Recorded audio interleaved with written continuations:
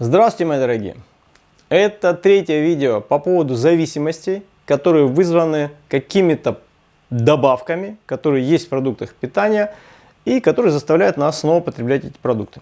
И даже вызывают желание сильное постоянно их кушать. Начнем мы с сахара и сладкого. Сахар и сладкое. Вообще, сам по себе, сахар, как углевод, является источником энергии.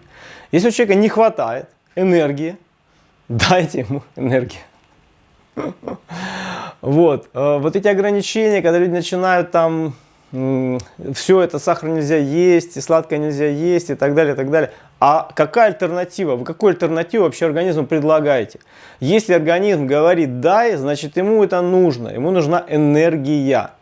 Сахар превращается в глюкозу в организме, глюкоза везде сжигается в клетках, превращается в энергию. Да? Так устроен. У нас углеродно-кислородный двигатель. Глюкоза – это углеводород, кислород, который мы вдыхаем с воздухом, смешивается, происходит реакция окисления, выделяется теплота. Точно так же, как у вас сгорает бензин внутри автомобиля в моторе, точно так же, как у вас солярка сгорает или газ сгорает в котельной и отапливает наши дома.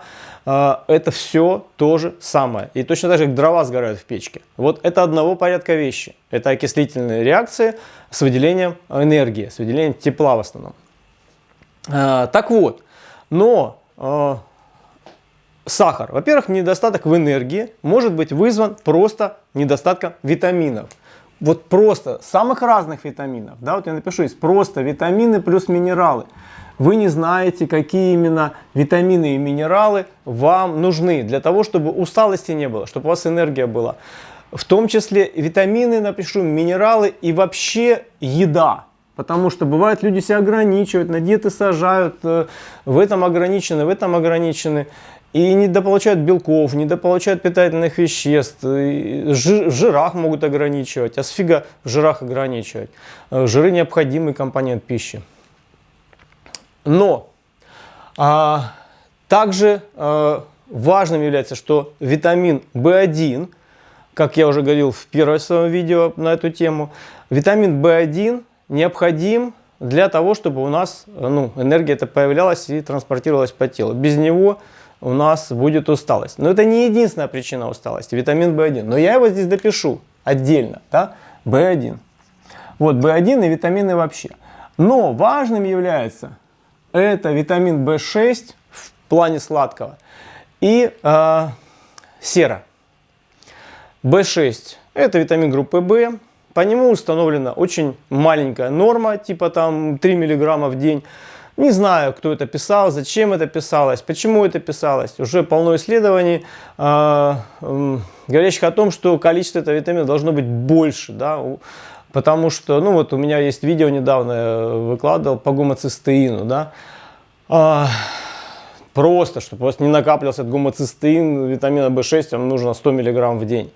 Точно так же и здесь. Витамин В6, он участвует в обороте веществ, связанных с потреблением серы. То есть, при недостатке витамина В6 в организме начинает не хватать серы. Да? Серы. То есть, вы можете потреблять продукты, в которых есть сера.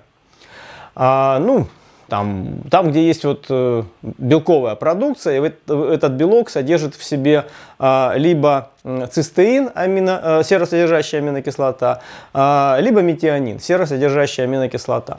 Это две аминокислоты, которые организм может выковырять оттуда, из них серу, и использовать ее. Либо вы просто можете брать МСМ как источник серы. Если вы не знаете, что такое МСМ, посмотрите мое видео на канале про МСМ, либо найдите текст лекции Билла Рича «Чудо МСМ». Набирайте «Чудо МСМ», и вам вывалится, и всегда это будет статья Билла Рича. Это самое подробнее его никто об этом не рассказал, и у него там большой личный опыт по устранению последствий ожогов и всего остального. И вы поймете, как работает МСМ, почему он важный и почему у нас сейчас такая проблема с недостатком серы. Сера – необходимейшее вещество для организма в объемах, сравнимых с кальцием, магнием, с натрием, там, ну, такой как бы он, ну, не микро, значит, этот самый минерал, да, который в небольших дозах, а сравнимых вот там с большими количествами. И вот эта сера, ее нет у нас в питании, потому что традиционно мы серу получали из свежей пищи, которую мы прям брали на улице. Источник серы – мировой океан, она та сера, которая будет усваиваться в организме. И она выпадает на фруктах, на каких-то листках, которые мы берем и едим. Знаете, я никогда не забыл, мы в детстве могли надрать там на каком-то соседском огороде этих морковок, их прям обтираешь об эту самую, об рубашку там или об куртку и тут же сжираешь, потому что она вкуснющая, невозможно. Вот. Но положи эту морковку на 2 часа в холодильник, это будет обычная совершенно морковка. Не исчезла сера. Сера испарилась, ее нет уже в этой морковке. Точно так же, как вишню. Вы можете кислючую вишню есть с ветки с большим удовольствием. Положите на 2 часа в холодильник, это будет просто вишня, которую вы и не захотите есть. Это сера, да, это МСМ. Так вот, очень долго не могли сделать такое вещество, которое было бы и источником серы, и в то же время не было летучим и не было вонючим, пардон. Потому что есть серные мази, очень полезные, но они очень вонючие. И вот это вещество МСМ, метилсульфанилметан. Ну, вам это знать не обязательно, МСМ, так оно называется. Вот, его научились синтезировать в 90-х, что ли, годах. И, пожалуйста, сейчас не очень дорого, продается, легко купить. Как принимать, читайте, смотрите мое видео. Как только вы начинаете МСМ или B6, ну, на витамине B6 можете легче всего проверить. Купите в ближайшей аптеке передоксин, выпейте там 5 таблеток в один день, там по 10 мг, 5 таблеток в другой день, 5 таблеток в третий день. И вы увидите, как вам сладкого хочется меньше. Мгновенно. Пристрастие к сладкому, к выпечке, к чипсам, к макаронам очень сильно будет уменьшаться, если вы кушаете МСМ, если у вас есть в рационе сера или витамин В6. Ну, лучше и то, и другое. Итак, сладкое. В1, витамины, вообще минералы, вообще полноценная пища. Плюс, конечно, В6 и МСМ. Теперь выпечка. Выпечка и хлеб. Ну, да, угадайте, что там добавляют. Правильно, добавляют бетаин. Да. Но, кроме бетаина, хлеб, вообще пшеница является традиционно все так же хорошим источником витамина В1. И если посмотреть, это в принципе единственный нормальный источник В1, ну, как бы вот в обычной еде. И этот витамин В1, он расходуется при эмоциональных, психических и умственных нагрузках. То есть то, что мы называем стресс. Но не только стресс, а когда нужна умственная работа, сосредоточенная работа. Вот говорят, там люди умственного труда, там вот у нас, если человек там пашет так, там, не знаю, косит или там сварщиком работает, то он расходует энергию. Нет, человек умственного труда тоже способен очень много энергии расходовать, и эта энергия потребляется. Но если витамина В1 не будет, и умственная работа толком не будет. Он будет тупить просто. Потому что умственная деятельность, психическая деятельность, эмоциональная деятельность требует витамина В1. Он расходуется. Он просто вот как бензин в автомобиле заканчивается, когда вы куда-то едете, так и В1 заканчивается, когда вы занимаетесь. А у нас сейчас стресс с утра до вечера. Поэтому огромный расход витамина В1, из-за чего, конечно же, человек хочет хлеба, выпечку, мучное. Хлеб, выпечка мучное – это источник В1, естественный источник В1. Вы можете купить просто В1 и его пить в виде добавки, и тяга уменьшится. Бетаин купить и пить, тяга уменьшится. Поскольку у нас эти продукты всегда такого желтенького цвета, а сырье, из которого его делают, совсем не обязательно. Ну, например, моя бабушка выпекала хлеб, у нее был желтый и красивый. Так она туда клала масло сливочное, которое у него было желтым. Я такого желтого масла вообще нигде больше не видел. Но желтым прям желтым вот таким, как желток. Потому что корова ходила по лугу с утра до вечера, ела, что ей нравилось. Ну, не считая зимы. Зимой, конечно, она стояла в стойле и кушала сено. Но сено тоже с тех же самых полей было скошено. Так вот. И, конечно, добавляйте это желтое масло, и у вас желтый хлеб. Но сейчас никто туда масло не добавляет. Я не знаю, с чего хлеб пекут. Вот, но мука, конечно, там есть. Поэтому туда добавляют для желтого цвета, в частности, рибофлавин, витамин В2. И вы можете тоже желать хлеба из-за того, что у вас недостаток витамина В2. Именно поэтому, потому что вот в выпечке всегда витамин В2 присутствует, именно поэтому вы у меня даже не найдете видео о витамине В2. Я его не записывал, потому что это не является проблемой. Обычно он поступает в необходимых количествах с нашей сегодняшней обычной пищей. Вот. Ну, так уж сложилось. Но вот именно погоня за витамином В2, за В1 и за бетаином приводит вас к желанию этого хлеба. При этом, если вы, вот как у меня есть видео, как я отказался от хлеба, если вы отказываетесь от хлеба, вы очень быстро столкнетесь с дефицитом витамина В1. И это приведет к нехорошим последствиям. Нужно просто витамин В1 принимать, да, дополнительно в виде добавок. Потребности могут быть огромные. Вот все зависит от интенсивности эмоциональной и умственной нагрузки.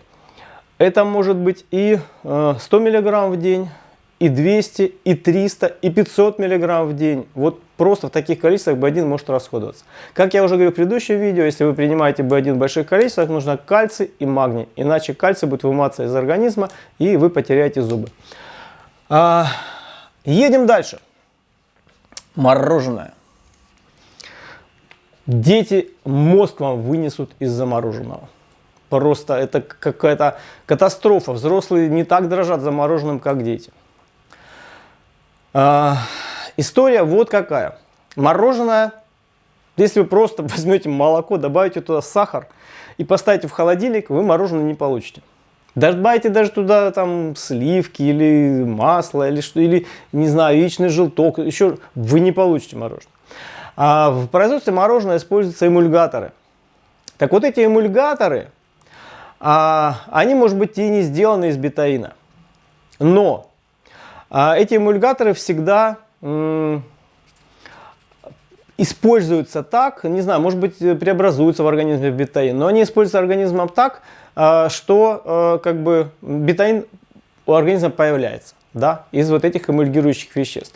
Поэтому в эту категорию у вас попадут и мороженое, и желе, и мармелад, и зефир, и суфле, да, и холодец, и майонез. Вот эти все вещи, они все используются с эмульгаторами. И из-за этого организм получает оттуда тоже бетаин. Проверяется легко. Даете человеку холин, вот, и, в качестве источника бетаина тоже, потому что холин преобразуется в организме в бетаин. Вы можете бетаин покупать, можете холин покупать. Цените по цене, что вам нравится больше. Так вот, этот вот самый, холин даете 500 мг.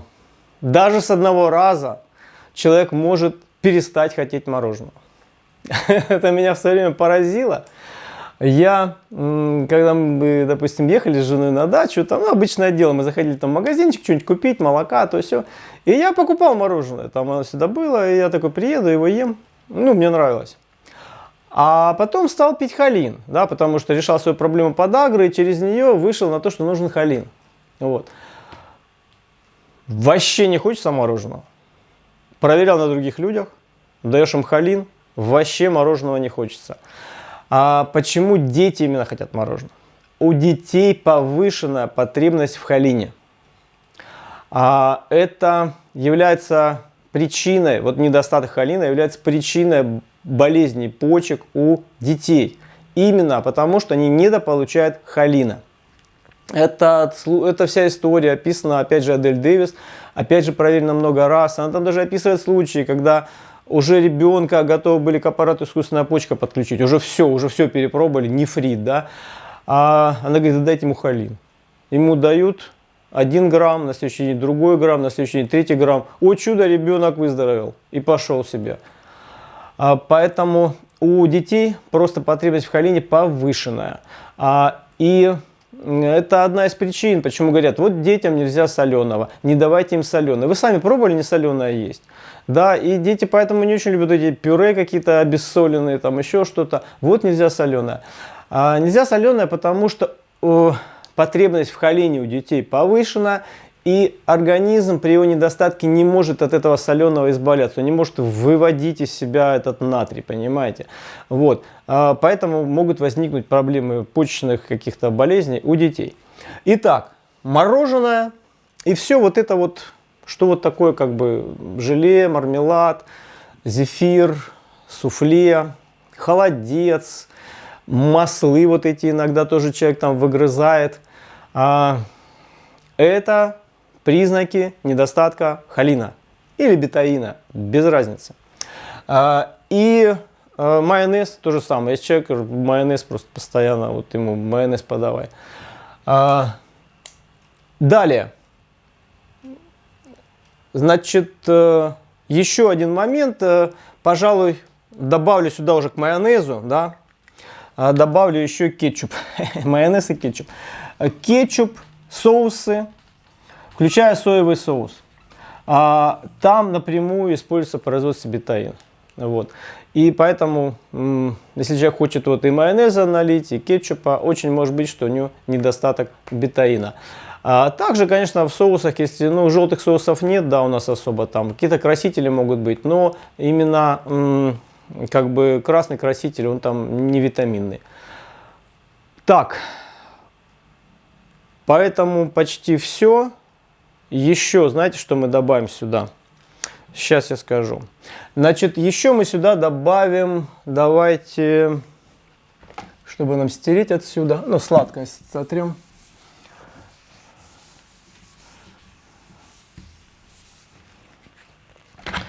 Значит, еще мы сюда добавим все такую желтую продукцию, да. Это у нас будут сухие завтраки, хлопья, да, вот, напишу, сухие завтраки, хлопья,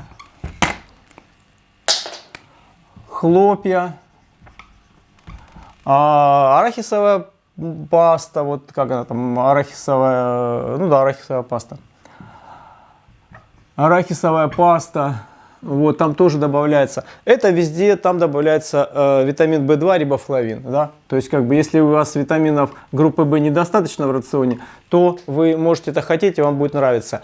А кукурузные хлопья, содержат в большей степени кремний, и поэтому тоже вам может хотеться кукурузных хлопьев. Ничего страшного, это как бы нормально, вы получаете там и еду, и витамины, то есть проблемы никакой здесь нет. Но если просто кто-то дрожит за этими вещами, возможно, что, допустим, он дрожит за этими хлопьями и ест их, а вы чувствуете, что он из-за этого, толстеет, например, да, то есть и вес набирается. Хорошо, просто витаминов группы В нужно добавить, и тяга ослабнет.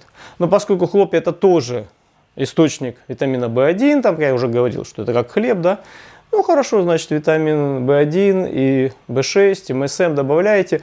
И если человек начинает этот самый МСМ просто употреблять, все, хлопья, вот эти чипсы, вот это все ему не интересно. Далее, что касается теперь у нас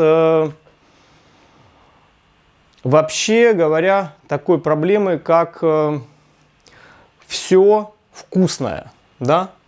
Давайте сотру еще здесь выпечку нашу сотру.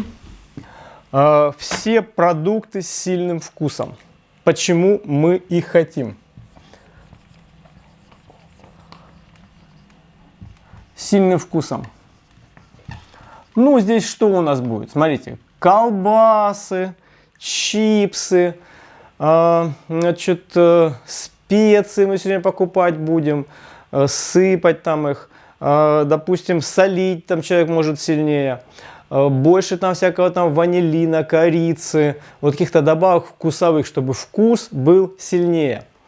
А проблема появляется это из-за того, что человеку недостает цинка, да? У него просто потерян цинк. Вот.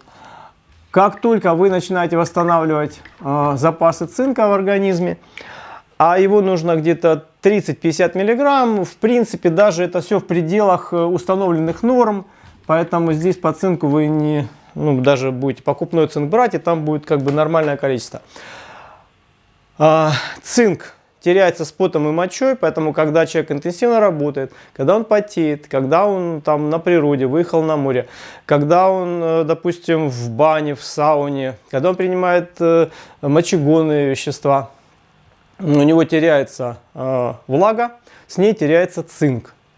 Поэтому южные народы, которые больше потеют, обожают все с яркими вкусами, им нужно все солить, перчить, там чего-то добавлять, там каких-то там майоранов, там еще чего-то, каких-то итальянских трав, нужно, чтобы вкус был.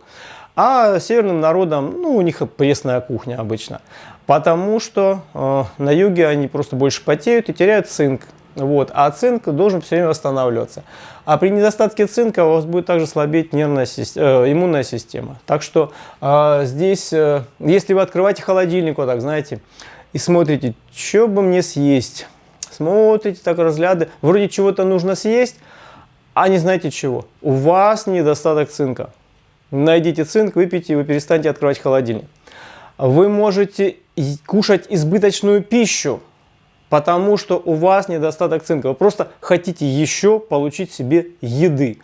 Дай мне, значит, еще какой-нибудь еды, потому что вам нужны вкусы. То есть вы из-за вкусов переедаете. Добавляйте цинк в рацион в виде добавок. И вы заметите, что вы даже кушать начнете меньше. Все. С вами был научный Олег. Пока-пока, ставьте лайки, подписывайтесь, рекомендуйте знакомым, дарите им счастье таким способом. Тем более времена у нас такие непростые, а видео позитивное. До новых встреч!